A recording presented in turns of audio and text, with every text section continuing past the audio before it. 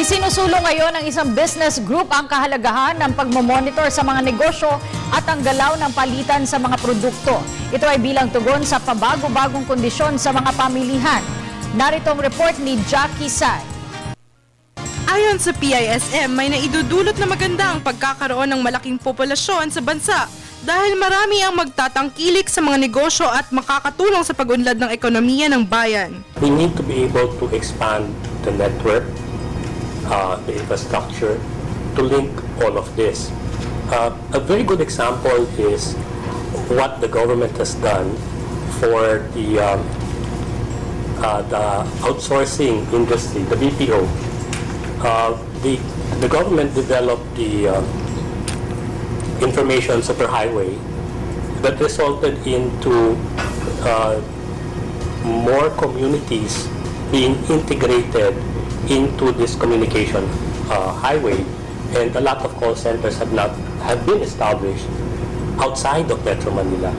Sa pamamagitan ng Purchase Managers Index, namomonitor nito ang kalagayan at sitwasyon ng mga negosyo ng pribadong kumpanya.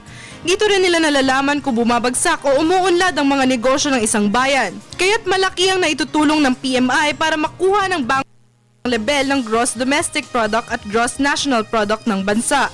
When we monitor this, we look at whether the attrition is in the regular employees or in the contractual employees or in the outsourced employees. And we notice that there is stability in terms of the regularly employed sector.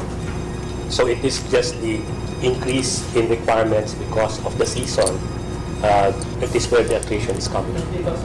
Sa March 6 hanggang 7, magkakaroon ng mas malaking conference at exhibit ang PISM na tinatawag nilang Supply Link 2013 na gagawin sa SMX Convention Center na may theme na Innovation and Collaboration, the keys to global supply management excellence, kung saan magsasama-sama ang mga international at local partners para mapagplanuhan ang bagong pagsubok sa global setting ng pagmamanage. Para sa Telebisyon ng Bayan, Jackie Say.